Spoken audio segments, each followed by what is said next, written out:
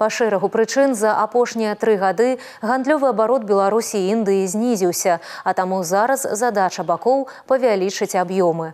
У прыватнасці размова ідзе аб экспартна-імпартных пастаўках і стварэнні сумесных прадпрыемстваў. Што тычыцца Гомельскай вобласці, то тут зацікаўлены ў індыйскай фармацыі і трыкатажных вырабах. У сваю чаргу мы гатовыя прапанаваць сельскагаспадарчае абсталяванне, малочную прадукцыю і ўдабрэнні, у якіх сёння зацікаўлены патэнцыяльныя індыйскія партнёры. У бліжэйшы час Гомельшчына падрыхтуе свае прапановы па супрацоўніцтве і накіруе іх у пасольства Індыі ў Беларусі. Мы работаем с Беларусью в очень многих направлениях, сотрудничаем. Это и оборона, и сельское хозяйство, это химическая промышленность, текстильная промышленность, фармацевтика, IT.